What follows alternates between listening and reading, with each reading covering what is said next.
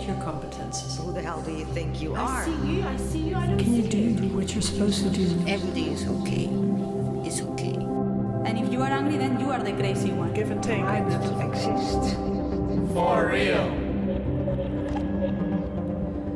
Welcome to For Real episode 6. This is a podcast on human dignity recorded on the 28th of February 2024 at Splendor in Amsterdam.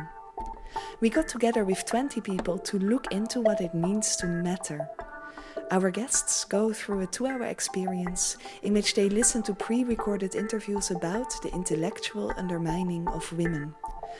All music that you will hear is made by Jorge Dumitriu on viola and guitar, Sarah Jeffrey on recorders and voice, and myself on harp.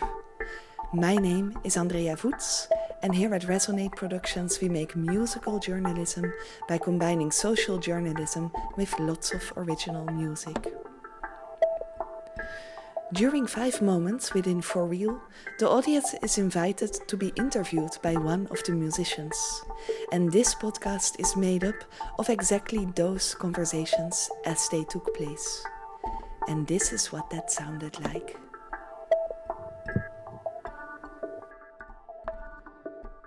Hi, welcome. Hi. Yes, hello. Hi, so I'll introduce myself first. My name is Sarah. I was born in 1985 in Liverpool in England. Would you like to introduce yourself? Yes, my name is Marianne. I was born in the Netherlands. Welcome. Thank you. So, is there a question here that you would like to dive into? Yes. What do you think? What do you imagine people think when they see you? Yeah. Well, when people see me, they see. I think they see a woman, middle-aged woman, quite friendly and quite cheerful, which actually I am. But by circumstances in life, which I cannot always show, you maybe try to present yourself a little bit different as you are, as I am. For instance, I have very bad hearing. And people don't see that on me. I always try to act like this is not there. So, but actually, I can live with this. But still, I had to quit my job because I could not do things like I would like to do. I live with this. The other thing is, I think, as a woman, as a middle-aged woman, we have circumstances like taking care of other people, which a lot of women, I think, in my age experience, like taking care of somebody who has Alzheimer, or my husband was very ill. These are situations like they belong to life, but women, especially women, they have to go on. And this, I think sometimes people don't see that. Wow, thank you so much for sharing. And you're right, this all belongs to life and we go on. Yes. Thank you. Thank you.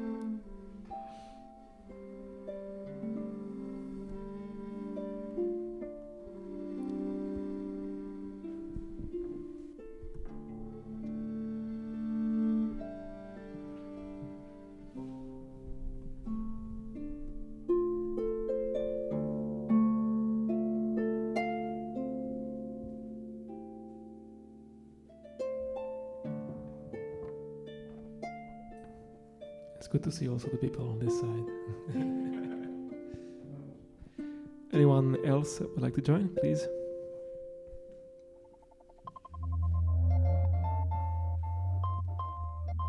Hi. Hi. Would you like to share your name? Sure. My name is Yuva. I was born in Istanbul in 1984.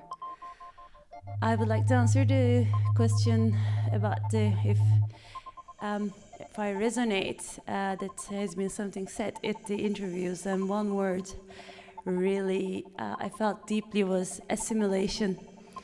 I'm a scientist, and I came here to Netherlands from a non-white kind of Middle Eastern country.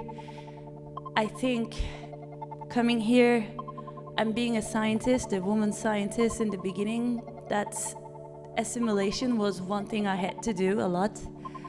Even at the meetings, when I'm talking with my colleagues, I had to lower my voice each time to be taken seriously if I was speaking, and I felt I'm just echoing how others speak. That's not my voice speaking. It has been 14 years, now I'm here. I think I assimilated pretty well. Maybe I assimilated back to myself.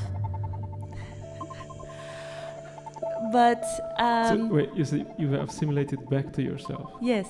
Okay, wow. It was a transformation, but that's the word that I feel really strongly. To be adjusting to a whiter country as a woman scientist. Thank you for sharing this.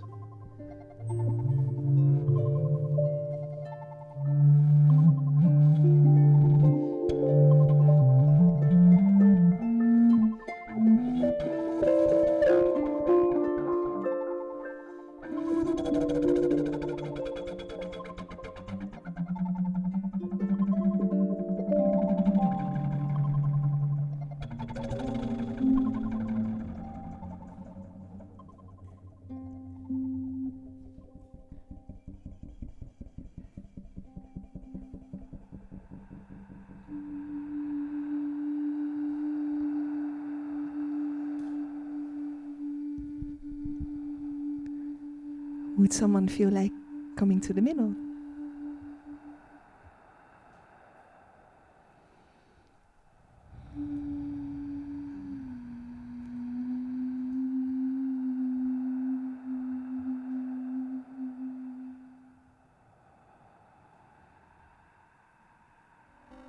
Oh.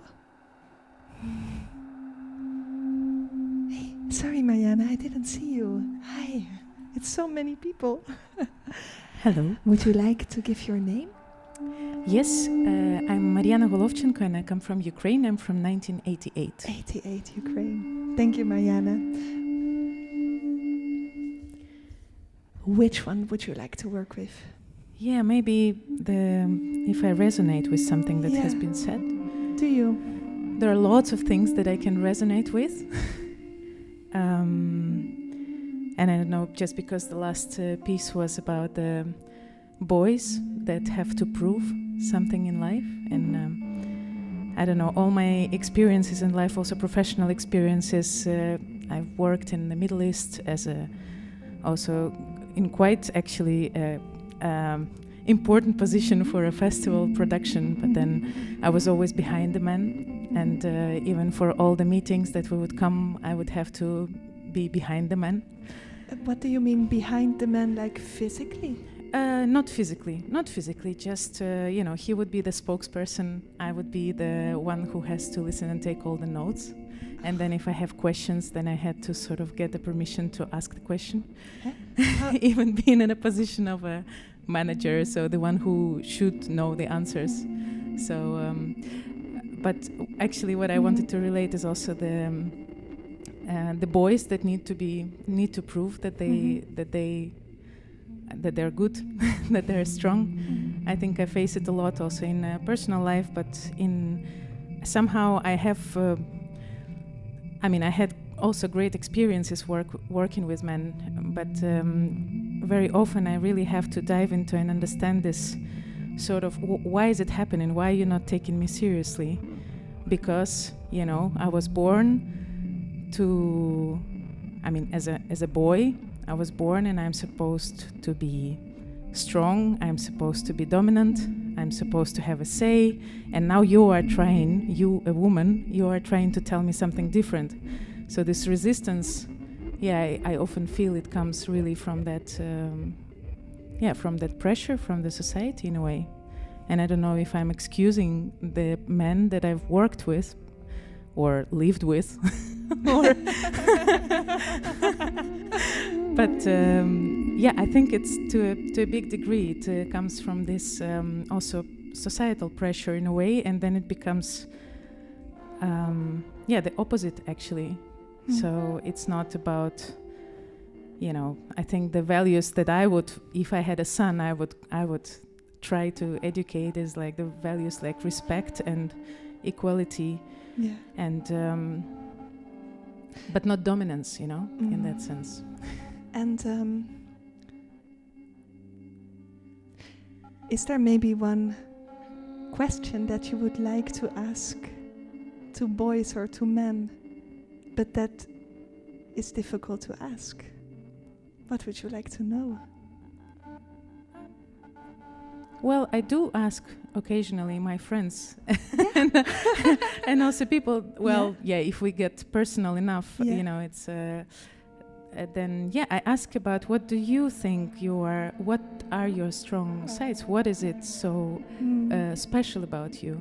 Yeah. You know, and very often if I ask a man, it's has a lot to do, you know, of what I achieved, my status, my, you know, but then, it's hard to be vulnerable very often. It's hard to be vulnerable for everyone, but I think for men, it's quite a big thing. So asking like, but for real, but for real, what is it that you love about yourself, or what is it that you think brings you to the position where you are in right now? What is it that you love about yourself, but for real? That's a beautiful question. Thank you, Mariana. Thank you. Thank you.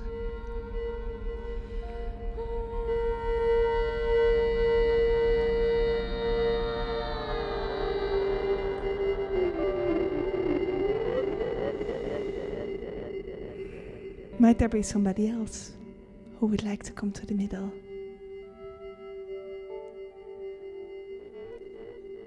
By the way, hi. Yes, please. Good afternoon. Hi.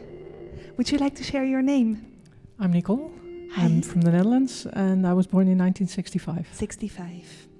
Welcome. Which question would you like to work with? The one about power over others. When do you feel you have power over others? A couple of years ago, I was training as a medical physicist. Mm-hmm. And at the end of the trainee period, my supervisor thought it was a good idea that I stayed on a permanent position, and that I should have an informal talk with the chair of the committee deciding on my appointment. An informal talk before the official interview. And during that talk, the chair said something to the lines of, wear a nice dress or something. And to your official interview? Yes. So now I tell you, dress up. Yeah. And I did. And part of the interview was also a talk with the president of the hospital I was working in. And he was obviously very impressed with how I looked. And I felt great power, and it didn't feel good, because it was not about me. It was about how I looked. So that's...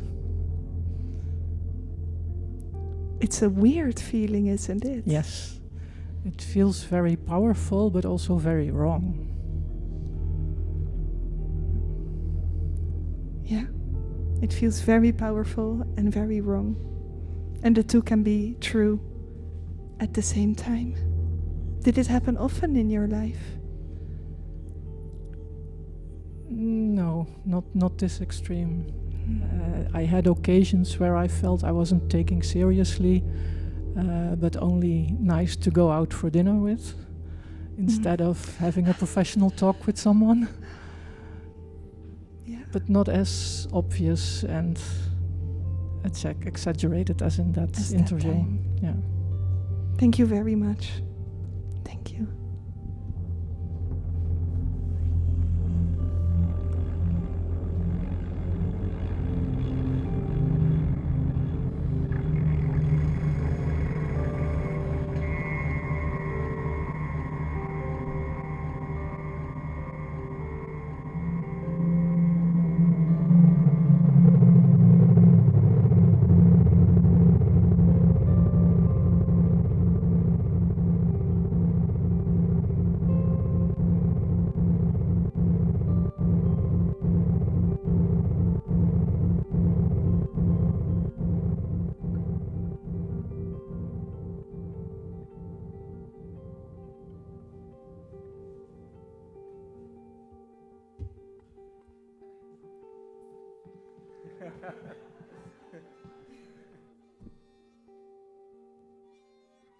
Hi. Hello. Would you like to share your name and? Yeah, I'm Nora from Hungary and Holland and born in 87. I actually have two questions that are the same thing that was in my mind, which is what parts of yourself do you feel you have to hide? And do you resonate with something that was said? So what I resonated with was you have to hide your competences, which is also the part of myself that I have to hide. What I found interesting is that I've recently found out that when women on the dating market, they are advised to, when they have higher positions, so for example me, I'm a musician on stage, but also, for example, a friend of mine who is a very high, she's like a surgeon, medical expert, are advised to, instead of just saying what you do, say, I work in healthcare.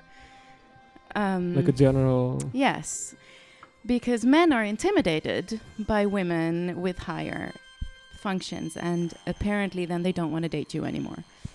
So what's going on there? So apparently I am intimidating because I'm on stage, and that is a high societal function, and apparently we're living in a world where men need to feel like they are a little bit above the woman that they might date or that they might be interested in. I find that really disturbing. So apparently I have to hide that, but that means I have to hide simply who I am and maybe also the power that I have, whereas I don't find my own power intimidating. I find it very welcoming, and yeah, I guess that doesn't go for everyone. So yeah, I would say don't follow the advice of the market. Yeah, then nobody wants to date me anymore, so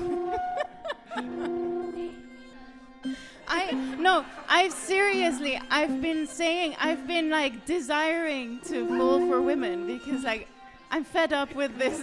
The future is gay. I agree. Sadly, I haven't managed, but I would love to be rid of this problem. Yeah. But I find it unbelievable that if you are a medical expert, you have to say I work in healthcare. That is unbelievable to me. But it is what apparently works. So yeah, that's what I wanted to share. Thank you for sharing this. All right, thank you. Anyone else that would like to join me here?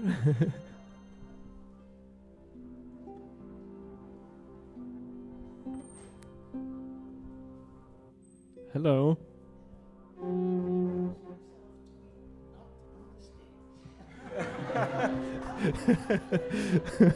Well, good to have you here.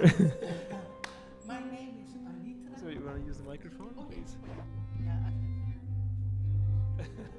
It's for the recording. Okay, my name is Anitra, and I'm born in Amsterdam in 1947, so there will be some history in my story. But what I like to do is to resonate with the women, only the women this afternoon. Gentlemen, pay attention. But I like to resonate with what the women said about their competencies, the way they have to hide, the way they have made insecure.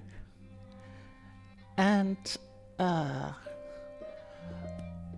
do like to make a statement. What I've learned in my life as a feminist, as a scientist, as a professional, as a person, what I have learned is don't make for yourself the negative choices that you dare not or have fear to show who you are. Because both men and women have qualities, competencies, vulnerabilities, insecureness, and from the moment we will be honest with each other, to show it, to share it, to discuss it, to fight for it, all is possible. But the moment you are expressive, then you give yourself and men, other women, the opportunity to grow, to develop, and to think, okay, I am a very capable man, I am a very capable woman. How can we share it? How can we cooperate? And sometimes it's competition. Okay, competition makes you sharp, makes you grow, makes you assertive. So don't be so insecure and give yourself performance, opportunity, presence, whatever. But be yourself. That's my statement. Thank you very much. So don't be afraid to show who you are. Thank you.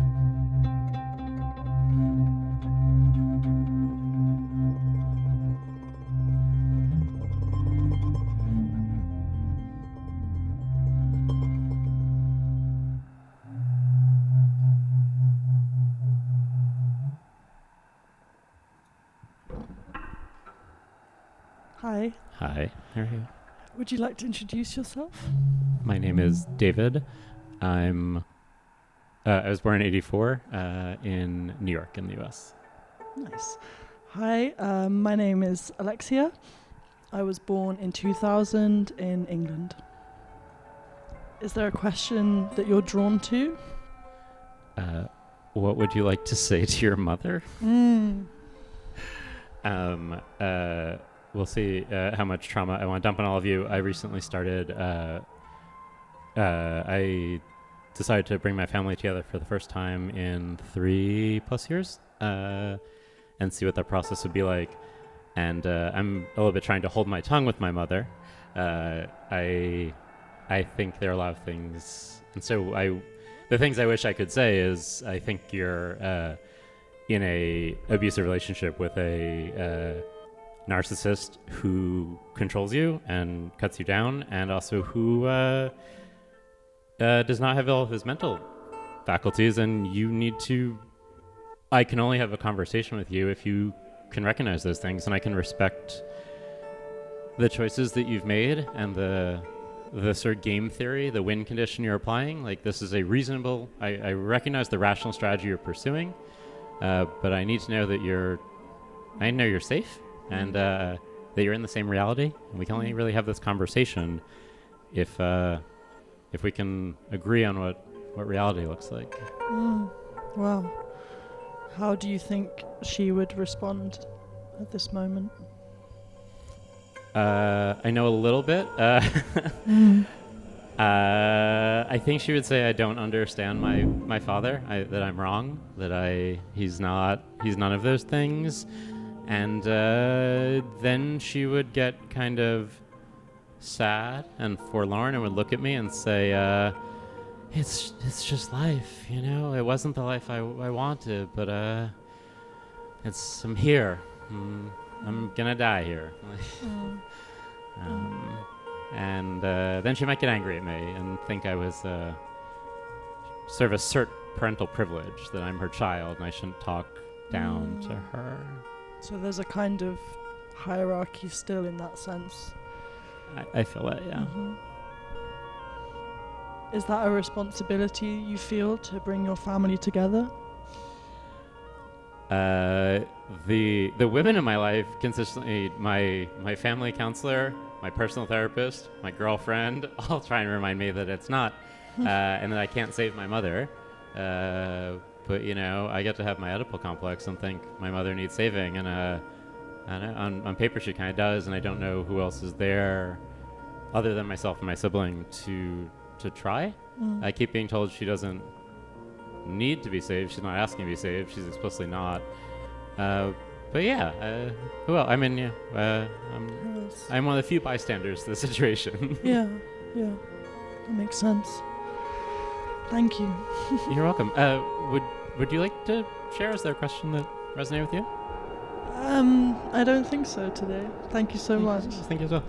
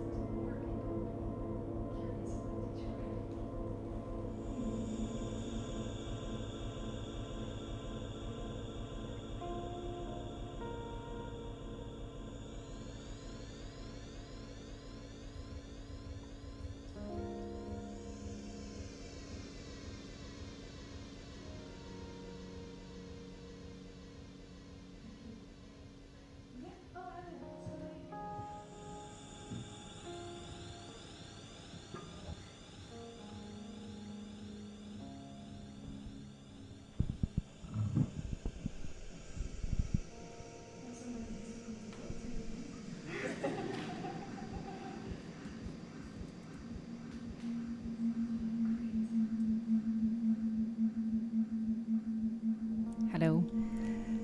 Would you like to share your name and? My name is Anna. I was born in 1987 in Russia.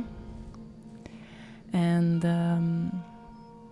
I would like to answer the question, what would you like to say to your mom? And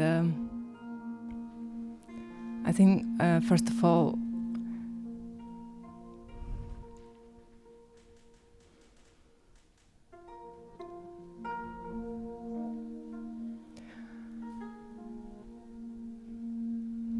I didn't expect that it would be difficult to talk. It's okay. Thank you so much for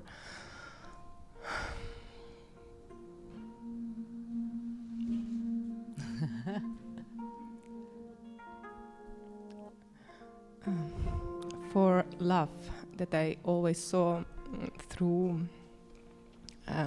different situations. I don't know. In what was happening in our family. And I think she is an example for me that maybe I would say that she, in a way, sacrificed her own life or maybe what she wanted to do. And sometimes I ask, like, Mom, are you happy with your life, or would you do it different, or would you choose different relationship or something? And she said she would do the same. But I think for me, I'm thankful for her that because she was giving so much love to me and my brother, and in difficult situations, and she taught me with her own experience that this is her own experience with her husband, with my grandparents or whatever, and we shouldn't take it personally. So she was always teaching at the same time that we have to love our grandparents, we have to love our father, we have to, and it doesn't matter what's happening between them, if you understand. Yes, I understand,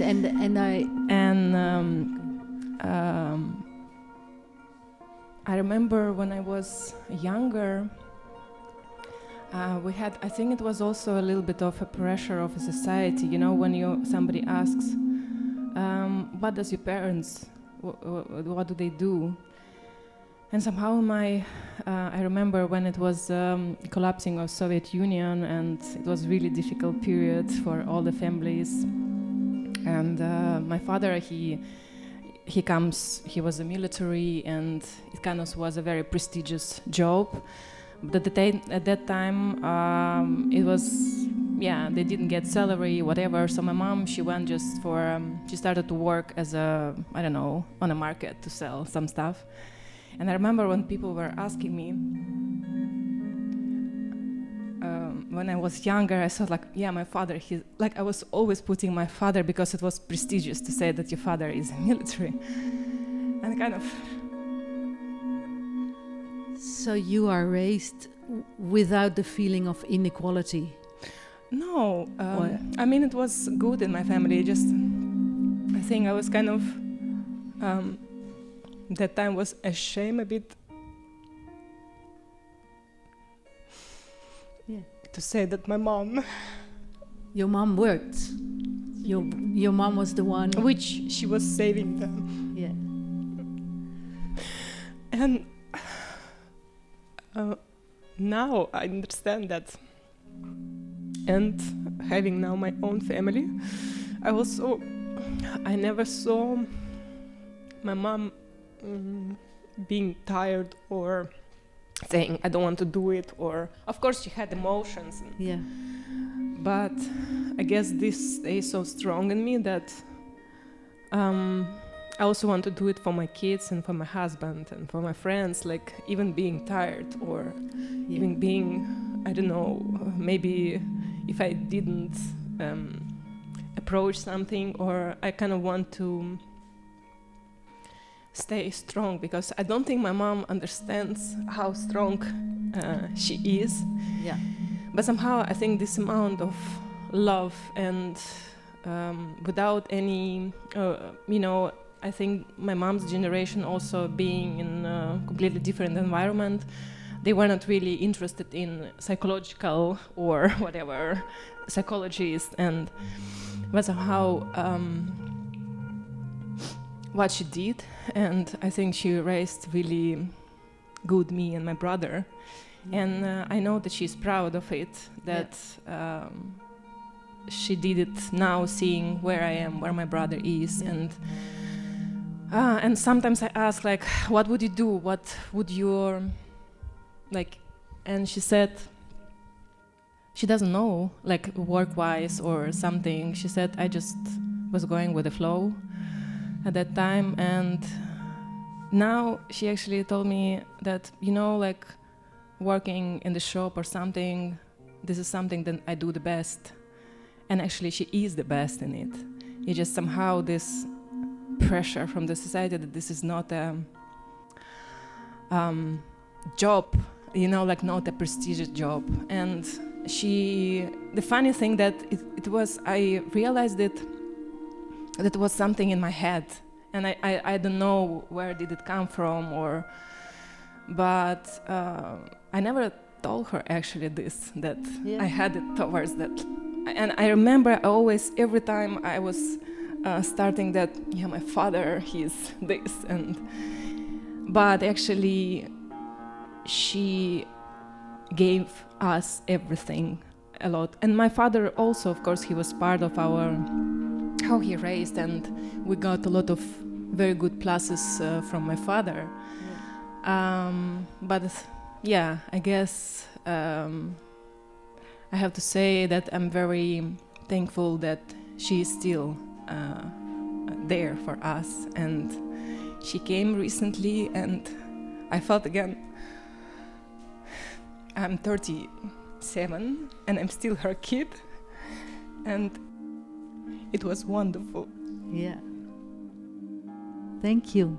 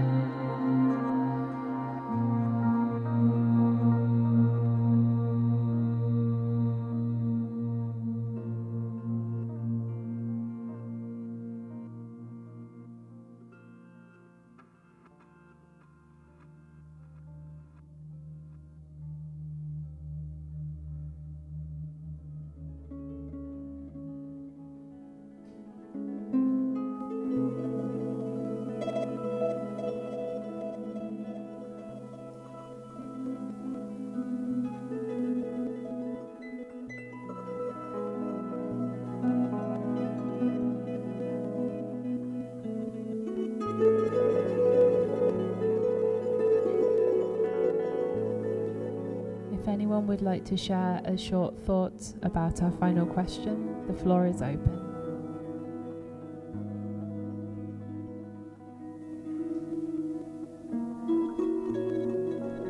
I'll say hi one last time. I'm here with my partner. I'm a cis male. My partner is a cis female. And to what do you deserve? Hopefully this doesn't seem too performative. I think this entire experience in peace resonates with me as the experience of a lot of the ways that I continue to commit a kind of like degrading violence against women, especially the closest ones in my life. And to my partner, what do you deserve? You deserve not that, which is not to say you deserve different, or this is to say, and my partner knows this, that every day is me being as conscious as I can to undoing that, and being what you deserve, and really what all of the women in my life and the world deserve as well.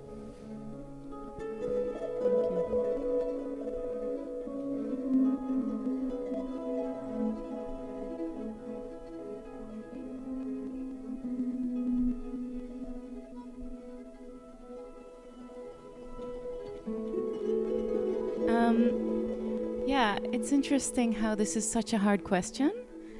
At least for me, it's one that strikes a chord of guilt, weirdly, I think, as a woman. To say I deserve something is already something that feels like a space you shouldn't take. So my first feeling was nothing, or at least I don't deserve anything because there's so many people suffering, and look what I already have. And I think I've been told my whole life that I don't deserve anything that's a surplus on the misery that people have, right? So it's a hard question, but I think what I feel I deserve is the freedom to be able to be the version of myself that can give what I have to give to the world, and that can take back what I need to be healthy, sane, and somewhat happy. I think if there is the freedom to have that cycle happen, then I think that's what I would say I deserve.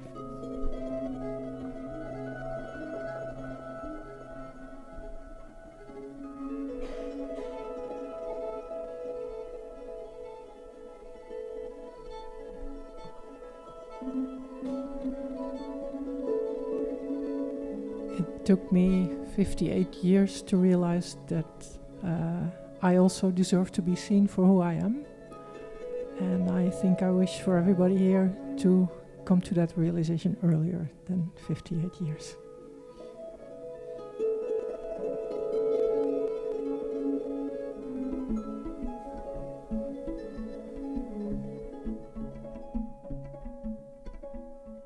This was For Real from Splendor in Amsterdam.